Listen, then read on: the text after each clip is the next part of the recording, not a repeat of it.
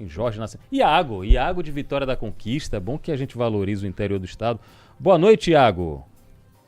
Olha, a minha pergunta para Renan é a seguinte: eu vejo ele fazendo muita proposta, citando a capital Salvador, falando do problema de segurança pública em Salvador, que está sendo anunciado para o resto do mundo, coisa e tal.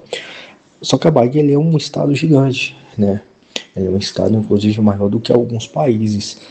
E é um estado com sua população muito bem distribuída, diferente de São Paulo, por exemplo, que você tem a população ali centralizada ali na capital, né?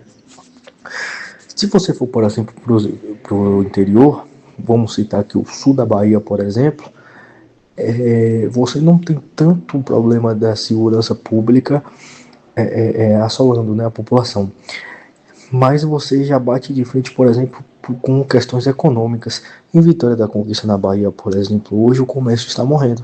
Lojas estão fechando, pontos estão alugando, ou melhor, pontos estão com placa de alugas, mas sem conseguir alugar, né?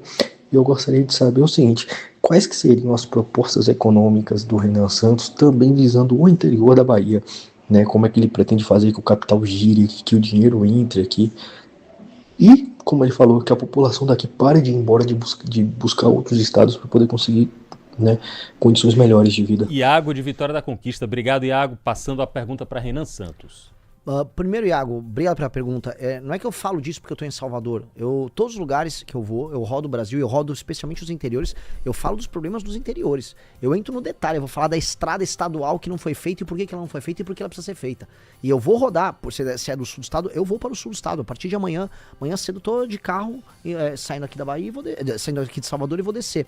O que eu quero avisar pra você? Primeiro, tem problemas de segurança também na região interiorana, na região sul tem problemas. Tem problemas de segurança jurídica, problema com indígena, demarcação de terra, trabalho duríssimo pra cima dos agricultores. Há uma insegurança gigantesca pra quem trabalha e produz na região.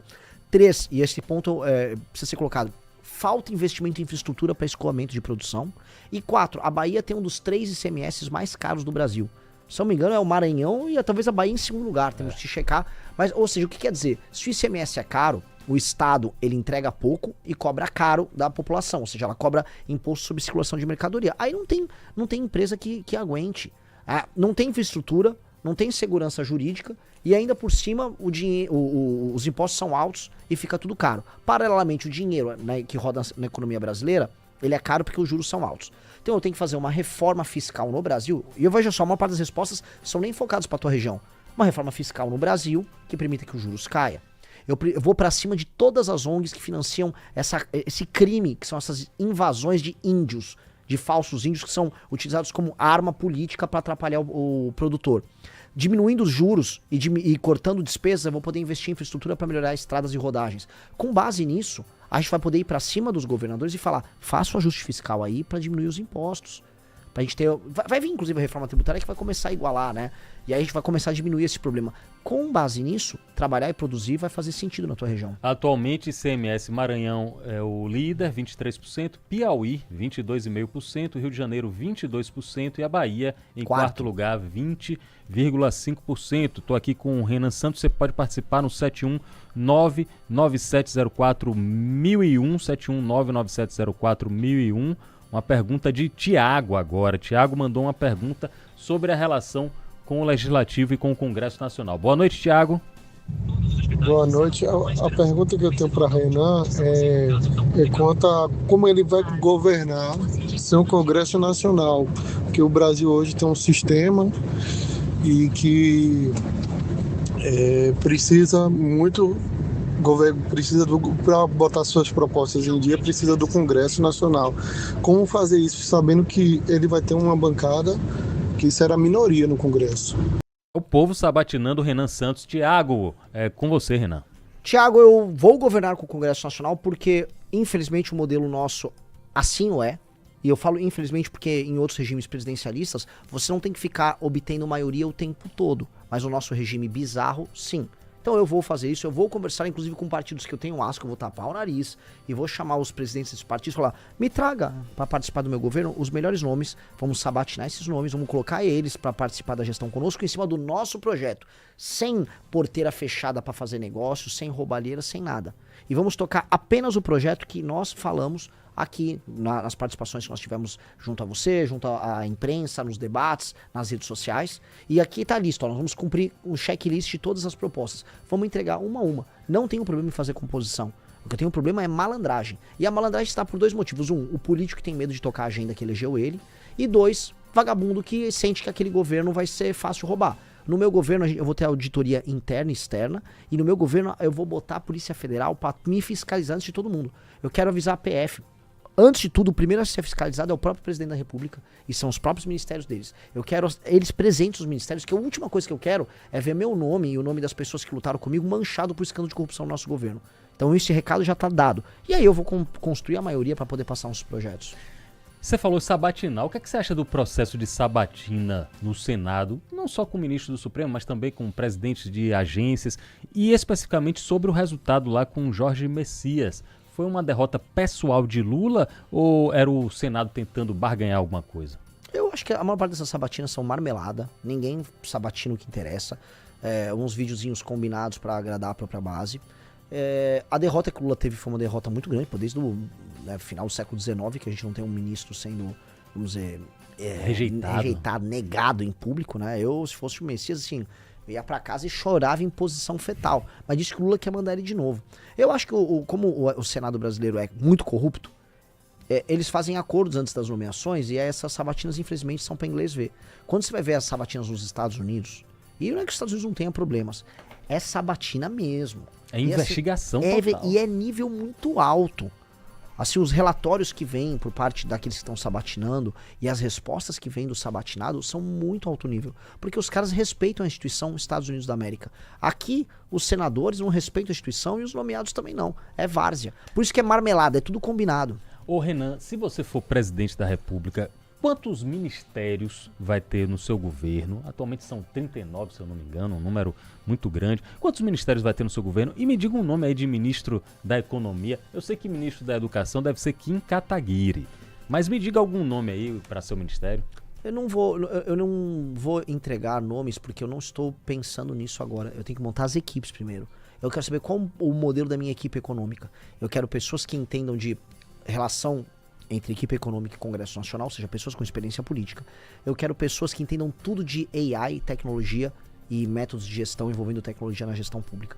Eu preciso de pessoas fiscalistas que entendam todas as reformas que a gente precisa passar no governo. Eu preciso de pessoas que entendam sobre controle e gestão para a gente ajudar a administrar bem as prefeituras ao redor do Brasil. Então é um perfil muito amplo e eu quero reunir esse time, e é isso que eu tô fazendo.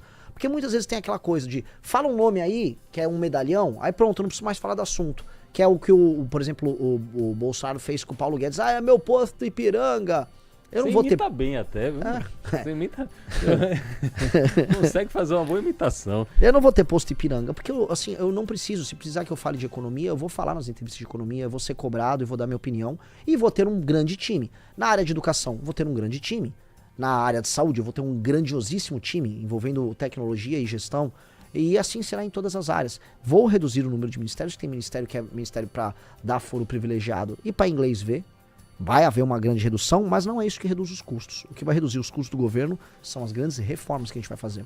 Eu quero saber sobre isso, mas você falou de prefeituras e a gente está no meio de um debate. Daqui a pouco tem Ricardo, da cidade de Esplanada, região norte aqui, o Agreste da Bahia também participando. Você falou sobre prefeituras. Como é que vai ser o seu relacionamento com as prefeituras, onde a vida acontece nos municípios? O que é que você vai oferecer para as prefeituras? Eu vou oferecer a possibilidade do prefeito ser o protagonista no Pacto Federativo Brasileiro. E como? A vida acontece nas cidades e todo prefeito tem que entender que o Brasil está quebrado porque boa parte das cidades, também porque boa parte das cidades pequenas não tem atividade econômica. Então, cidades pequenas sem atividade econômica eu vou fundir, eu vou fazer cidades maiores. 2. As cidades que têm condição de gerar, vamos dizer, crescimento econômico, o principal foco do prefeito tem que ser em gerar essa atividade. Um prefeito que é eleito e cuja cidade vive de repasses do governo federal, ele tem que sentar na cadeira e falar: vou contar com a ajuda do governo Renan para eu fazer a minha cidade faturar, as pessoas ganharem dinheiro e não viver de Bolsa Família. E se ele fizer isso, ele vai entender que o governo federal vai ajudar muito ele. Eu vou obrigar as emendas dos deputados irem para ele, eu vou fazer investimentos acontecerem na cidade dele, e o fundo partidário do partido dele vai ser alimentado não pela eleição de deputados, como é hoje, que dá muito poder para os deputados, mas sim pelo desempenho dele como prefeito em melhorar a vida da população. Então o prefeito que melhora a vida da população faz com que o partido tenha mais recursos. Aí o partido, em vez de ficar dando atenção só para deputado, vai dar atenção para prefeito. Você vai fazer um score dos Exato. partidos pelos prefeitos. É quase um videogame, no sentido de assim... gamificação, É né? uma gamificação. O prefeito que ganha 2 pontos por melhorar os rankings de educação, o prefeito que ganha mais 1 ponto por melhorar saneamento básico, ganha 3 pontos para aumentar a atividade econômica na cidade, aumentou o PIB.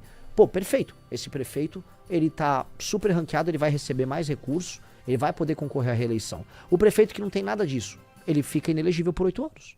Você falou em fundir municípios. Estados também está na sua previsão? Olha, a gente não precisa fundir as unidades federativas, fundir os estados. O que a gente precisa é que eles sejam funcionais. Então, estados que hoje não aumentam sua atividade econômica e só dependem de recurso federal, eles vão ter um plano de recuperação. Eles vão ter que cada vez menos depender de dinheiro do governo federal. Então tem estados, eu vou dar um exemplo. O estado do Maranhão, ele vive do lobby que os políticos fazem ali junto ao governo federal para ficar recebendo repasse. Hoje, isto não é bom, nem pro Maranhão, nem pro Brasil. Não é bom pra pessoa em São Paulo que tá pagando essa conta, não é bom pra pessoa no Paraná que tá pagando essa conta, e não é bom pra população do Maranhão que continua pobre e só beneficia a classe política local. A gente vai ter que mexer no Pacto Federativo, que hoje tá muito torto. E esses estados precisam entregar resultado. O primeiro resultado é o aumento da atividade econômica. Se você não tá tendo as pessoas trabalhando mais, e na verdade as pessoas estão indo pro Bolsa Família, significa que aquele estado tá fracassando. Hoje no Brasil, entretanto, olha só que maluco, o Lula vai lá, monta o governo federal dele. Quais são os estados que estão indo pior no Brasil? Boa parte dos estados do Norte e do Nordeste. Aí ele monta um governo só com pessoas do Norte e do Nordeste, praticamente. Com muito enfoque na Bahia, inclusive. Bahia não tá indo bem. 4 ministros. É como se eu fosse, né, o Lula fosse o técnico da seleção e aí ele só convoca jogador de time que tá indo mal. Aí não, vem Rui Costa, a Bahia não tá bem, mas vem Rui Costa. Não, Jacques Wagner é meu líder. Não, vou botar no STF o Flávio Dino do Maranhão. Qual o sinal que ele tá passando? Se você é um governador ou uma liderança de um estado ruim, você será premiado. Aí o que acontece quando monta uma convocação numa seleção só com jogador peba, um jogador ruim? A seleção vai perder. E é isso que é o governo Lula, a gente tá perdendo. Renan Santos está com a gente. Olha, antes de terminar, passou rápido, 6h51 já. Eu quero uma pergunta de Ricardo, da cidade de Esplanada, que eu conheço bem, viu, Ricardo? Sua cidade aí, a cidade fica perto do litoral norte, na região agreste da Bahia, bem próximo já da divisa com Sergipe. Ricardo, boa noite. Boa noite, eu me chamo Ricardo, sou de Esplanada, Bahia. Já vi muito pré-candidato falar sobre o direito penal do inimigo e eu queria saber o que ele acha sobre as facções criminosas aqui na Bahia que operam o pânico. Ele falou muito bem. De fato, você tem aqui uma prática de imposição do terror que deixou as pessoas neuróticas. Esse é mais um dos motivos de Salvador ser uma cidade triste. Quando você tem medo de tudo e fica neurótico, você passa a ser uma pessoa triste, deprimida. Eu fui gravar Gamboa, né? Gamboa. Onde teve aquele, né, uma das facções basicamente matou uma pessoa porque confundiu um sinal que ela fez com a outra facção. Exato. A partir do momento que você precisa fazer isso, é porque você está numa guerra geral e você quer evitar que os sinais exteriores dos outros grupos sejam, vamos dizer, demonstrados pela sociedade. E é muito louco, porque as facções fazem exatamente o que eu quero fazer com elas, não é? Eu quero proibir qualquer sinal de facção. Então, já que... Pode citar o nome da facção ou é perigoso aqui? Pode citar. Eu Posso não gosto porque eu não gosto de fazer merchan dos outros. Mas pode citar. É 3 letrinhas, 2 letrinhas. Isso. Tem uma de 2 letrinhas e uma das 3 letrinhas. A das 3 letrinhas tá querendo matar das 2 letrinhas e a das 2 letrinhas quer matar. E cada um tem seu símbolo. Eu vou fazer com eles assim, ó. Você tem uma tatuagem de uma facção, você é membro de outra, foi pego na contabilidade de outra, eu vou botar todo mundo em cana. Se você for um artista e você canta uma música, eu sou do bonde de não sei quem, eu vou prender você. Muito bem preso. E é isso que nós vamos fazer. Porque veja só, o critério deles funciona. As pessoas estão aterrorizadas. As pessoas têm medo de usar certas marcas de roupa. Ou seja, eles estão impondo uma ditadura. Eu vou fazer assim, eu vou libertar as pessoas vão usar a marca que elas quiserem, elas vão fazer hang loose, vão fazer joia, vão fazer o que ela quiser, em qualquer lugar. Agora o cara da facção vai ter muito medo, porque eu vou prender muito ele. E se ele na hora da prisão, mexer a mãozinha de um jeito diferente, ele vai terminar com, assim, todo pontilhado de tiro no peito. Policial vai ter um tratamento diferenciado em seu governo? Policial, com um governo meu, ele vai ter a Advocacia Geral da União ajudando ele todas as vezes que ele for processado por conta de uma ação. Então um policial tá no estrito cumprimento do dever dele, entrou em combate com um vagabundo, trocou tiro e matou o vagabundo. Aí vai vir aquele promotor de esquerda com um dread no cabelo. Ah, meu Deus! Olha só, meu amigo promotor, é o seguinte, a Advocacia Geral da União, se aquele policial não tiver assistência, ela vai ajudar a fornecer assistência. Eu vou ficar muito ao lado dos policiais nessa guerra. Renan Santos, do Partido Missão, nosso convidado aqui, boa sorte pra você. Infelizmente o tempo acabou, mas tá feito o convite pra você retornar quantas vezes quiser. Já percebeu aí que as perguntas dos baianos são muitas e são bem importantes. Obrigado, viu, Renan? Uma honra ter participado aqui, adorei. Obrigado. O único Pablo que presta na mídia brasileira. Vou